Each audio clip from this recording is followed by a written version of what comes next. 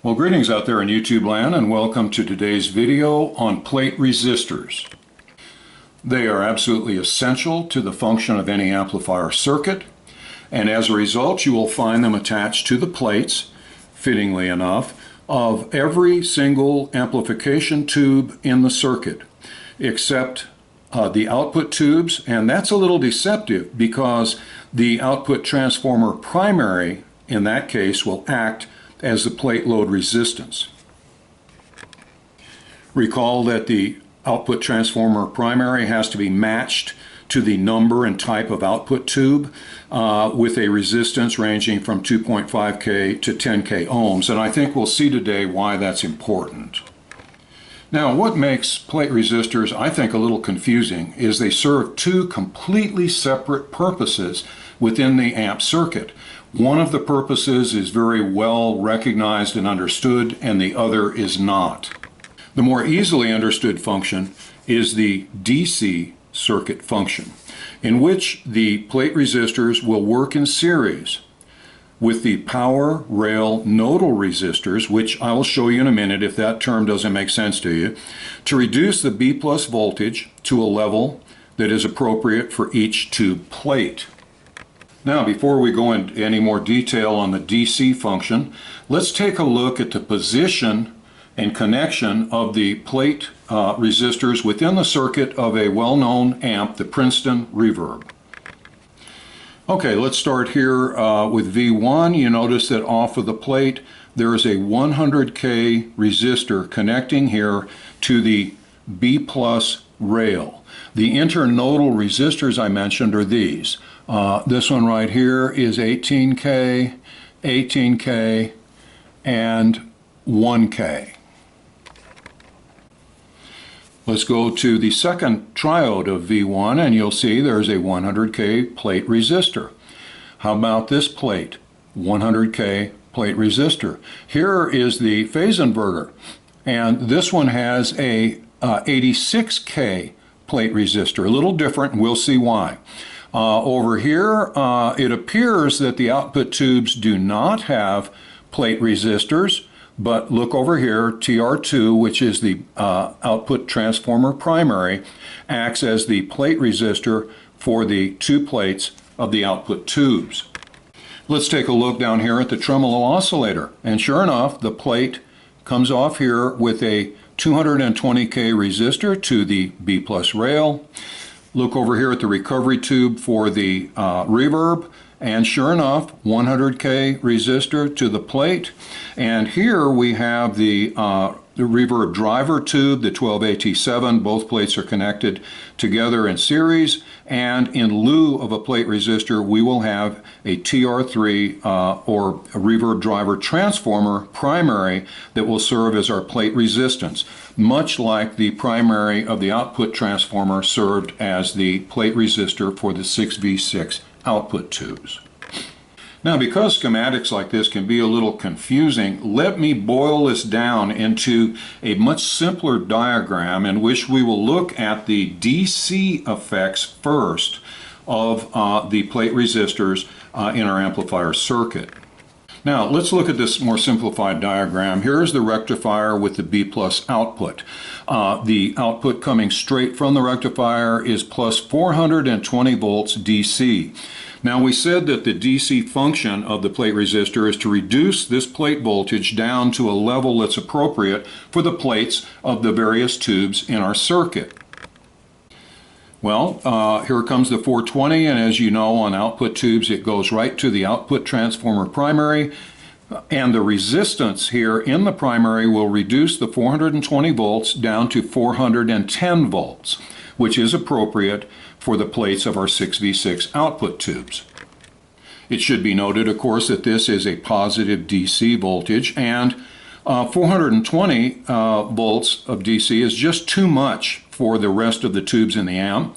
So let's run it through a 1000 ohm 1 watt resistor to this node right here. This is going to be the internodal resistor. Here is the second node, and you see that it went from plus 420 down to plus 400, which is much closer to what these tubes are going to use. The plus 400 volts of DC will go straight to our 6V6 screens. You know that the screens in a pentode or beam power output tube are usually charged slightly less, in this case 400 volts, than the plates, which are charged at 410. Recall that the screens help to accelerate the electrons toward the plates and overall enhance the function of the tube. Next, we're going to look at our 12AT7, and we're going to use that primary of the TR3 or reverb driving transformer to drop the voltage down just a little bit to plus 395 volts DC, which is appropriate for a reverb driver tube. Then we're going to use a 220,000 ohm resistor to drop the B plus way down from 400 volts to 260 volts for a 12AX7 tremolo oscillator tube. Next, we're going to go through a pair of 18,000 ohm resistors, each 1 watt, to get to this node. In between the pair of resistors, we will have another filter capacitor. It should be noted that the value of the internodal resistors is governed by the microfarads of the filter capacitor, and they work together as smoothing units for the ripple that might happen to still exist in our rectified DC. So this resistor and this capacitor are working together. Some people say, well, why not just put a 100K resistor down here? Well, for a couple reasons. First, it will not work properly with this 20 microfarad filter capacitor. And secondly, what if the 100 here is too much resistance for one of the tubes up here? It's better to use less resistance that is appropriate for use with the filter cap to smooth our ripple, and then use these tailoring plate resistors to reduce the B plus to the required value for the plates of the individual tubes. Now, the two 18,000 ohm resistors will reduce the B plus from the 400 volts in this line down to the first 18K, drops it down to 320. The second 18K drops it down to 240 volts direct current, which will be appropriate for the tailoring resistors for the plates of our remaining 5 triodes. The 12AX7 in the phase inverter will function best with 200 volts on the plate, so we use a 56K ohm resistor to reduce the 240 down to 200. The next 4 preamp tubes all function at 160 volts of plate current, so we will apply 100K, all identical 100K plate resistors to each of those tube plates to bring the B plus down from 240 volts DC down to 160 volts DC, which will allow these tubes to function at an optimum level of voltage. This to me is the most obvious and easily understood function of plate resistors, and I think it's about as far as many people go in their understanding of the plate resistor.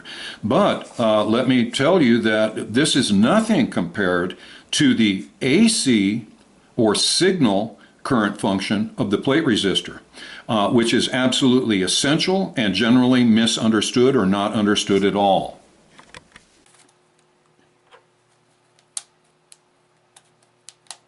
Playing the guitar with his teeth. Must be Jimi Hendrix. Jackie Hendrix.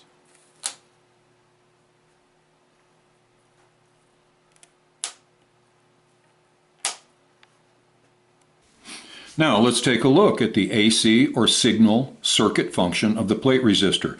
When we say AC, it confuses people. They think, oh, well, this must be the 120 volts that I plugged into on the wall. No, not at all. Recall that the guitar signal has a sigmoid shape. It rises into the positive region, sinks down to the negative region. As a result, it is not direct current, but it is alternating current. It's not the alternating current we normally think of, but it is indeed an AC signal current that will behave completely differently than the DC current that we have regulated with our plate resistors up here in this diagram. Now, to establish a little bit of foundation for further and better understanding of the AC function of plate resistors, let's take a look at vacuum tubes in general. An amplification tube is a transconductor, which is rather confusing, but the definition is very simple. It's a device in which a fluctuating AC voltage underlined, which is the input signal, remember that little sigmoid signal that comes in from our guitar, is applied to the grid of a tube. And that little weak fluctuating signal on the grid will modulate or control or regulate the massive flow of current through the tube from the cathode to the plate. Now, I've already discussed this in several other videos, and I hope it's clear.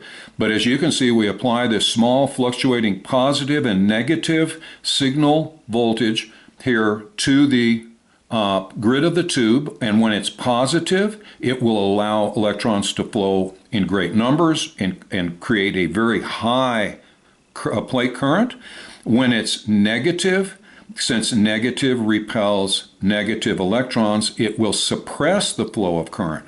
Therefore, this little weak signal that's applied to the grid will result in big fluctuations in current flow between the cathode and the plate. But here's the problem. We're going to send the signal from the plate of T1 here to the second triode of T1 or T1B. And remember that what's coming out of here is a fluctuating current. Well, since the next tube in line is also a transconductor, its grid does not want a fluctuating current to be applied to it for several reasons. Number one is that current cannot flow through a grid. If you recall, grids are dead ends. Current cannot flow through here to something else. So what we need to do is convert the fluctuating current coming out of the plate into a voltage like this that will drive the grid of the next tube. And it will be a much higher voltage because when we convert this huge plate current into a voltage, it's going to be of much greater amplitude than the voltage here that was applied to the first grid to create that big current fluctuation. Okay, let's have a quick review. The way vacuum tubes work, since they are transconductors, we will apply a small, weak little AC voltage signal here from our guitar, maybe a ½ volt, to the grid of V1A, and that tiny little fluctuation on the grid will create a huge fluctuation in the current output from the plate. But the current output is not appropriate to be sent to the grid of the next tube. It will first have to be converted into voltage to be like the input signal that we applied to V1A, but of much greater magnitude. And that's how the amplification process occurs. The small input signal here is going to generate a very much greater output signal. So now I think our statement of the AC or signal circuit function of the plate resistor should be clear, and that is to convert the fluctuating plate current output into an appropriate fluctuating voltage to be applied to the grid of the next tube in the amplification chain. Now, to provide this conversion from current to voltage, we're going to insert a plate resistor in the wire carrying the output current from the plate. Now we know from our discussion in the DC function that we already have a resistor here in this line to reduce the voltage to the plate to an appropriate level. But let's forget that for a minute and consider only the AC function of the plate resistor, and for that purpose I'm going to imagine what would happen here if we had no resistor in the connection or the wire between the B plus and the plate of the tube. Okay, we know that the plate voltage up here is going to be plus 160 volts DC because this is a preamp tube. We also see that we have a coupling capacitor here. Excuse me, Jack. A coupling capacitor right here that will prevent that DC from getting to the grid of the next amplification tube. Now let's look at what happens to the current. As it comes out of the plate, it'll come around here on this wire, and it's got a choice. Because it's AC, remember, alternating signal current, it can cross this capacitor and go to the grid, but what would be its reason for doing so? The grid represents a dead end here. So instead, there's a much more appealing place for a stream of electrons to go, and that is straight to the very, very appealing B plus line down here of our high voltage. So the current will come flowing out and go straight down here to what amounts to a ground in the B plus line, and none of it will go over here to the grid. Thus, the amplification process that began in this tube, in which the weak input signal from the guitar generated big fluctuations in current flowing out of the plate, is just lost because it goes to ground. Looking at it in an Ohm's law way, if the voltage in this line is equal to the current times the resistance, and the normal output from this tube would probably be around 0.8 milliamps or 0.0008 amps, the voltage in this wire is going to equal the current times the resistance, which is 0, and therefore the voltage itself is 0. Thus, we have no voltage at all to drive the next transconductor in the amplification chain. Being a former teacher, I can't help but test Rusty periodically. So here we go. We got a picture of his girlfriend Georgette with a tennis ball. We've got a barbecued beef rib, and we have a plate resistor from an old amp. Which do you think he's going to go for? Well, here comes our star pupil.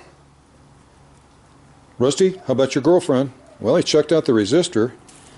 Didn't even, give Georgette a second look. Well, I guess we have our answer, don't we? Let's see what happens now when we install a resistor in this line. As you see here, I've installed a 100,000 ohm resistor in the line connecting the tube plate and the B plus rail.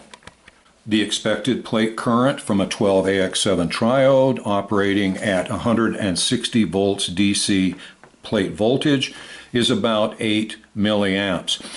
When we install the resistor in this line, there will be a voltage drop across the resistor.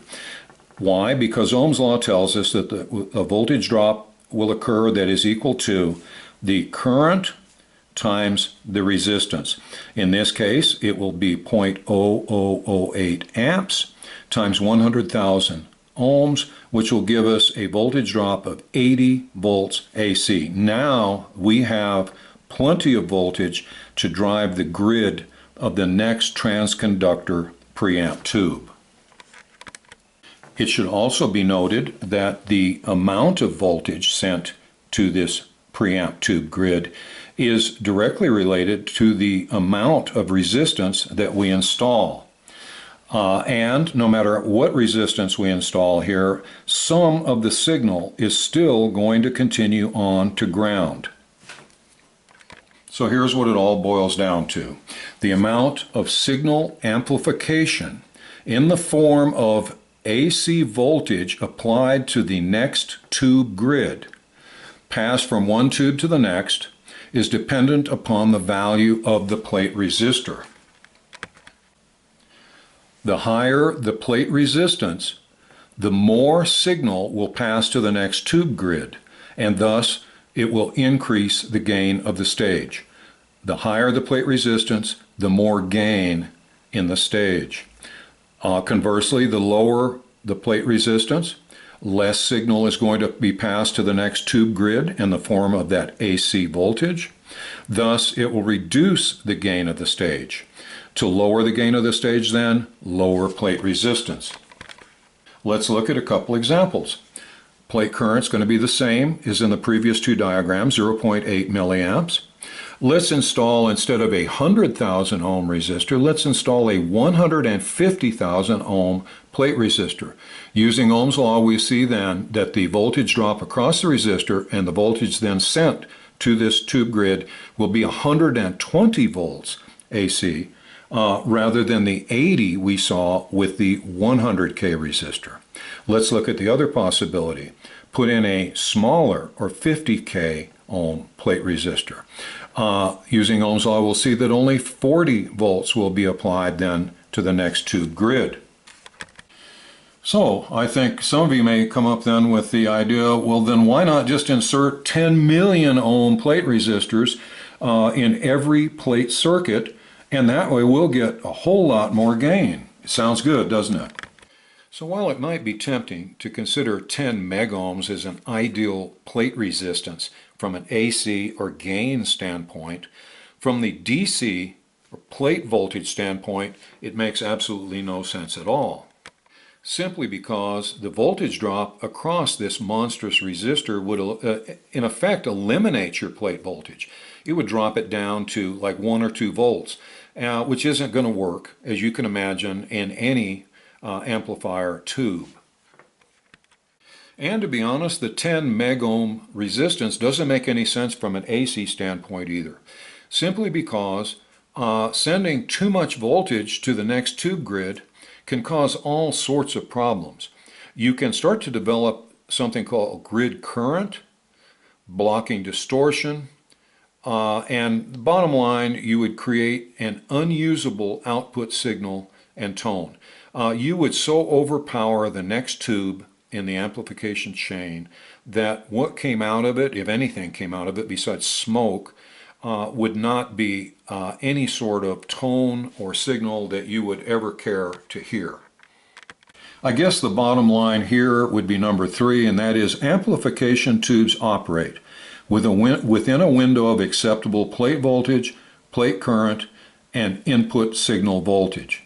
And if you go really nuts on any of these, try cranking your plate voltage up to 900 volts. Try running plate current of say 100 milliamps through a 6V6. Try sending 200 volts of AC signal to the next tube grid and see what happens. Okay, big numbers don't mean big tone. If any of these values become excessive, tube function and life expectancy will be dramatically reduced. Well, that's about it for this 5th and final video in the Amplification Circuit Resistors series. I honestly think I saved the best for last because to me plate resistors are among the most critical and yet misunderstood of all the components in an amplifier circuit. We saw that they serve 2 separate purposes. They can help us tailor our DC plate voltage, and they also create the AC output voltage that we need to drive the next tube in our amplification chain. I hope this all made sense and that it was somewhat entertaining and informative, and that you will continue to stay tuned and watch for future videos. I've been asked to prepare a series on capacitors, and I think that sounds like a very logical next series to produce. So Rusty and I will get to work on it. Meanwhile, I hope you all have a great holiday season. I appreciate you tuning in and watching our videos. I wish you the very best, and we look forward to seeing you again in the near future. Hey Rusty, Georgette's on the phone. She wants to talk to you about going Christmas shopping for a new collar. Okay, are you ready? You want to go talk to her on the phone? I guess I'll just tell her you're busy.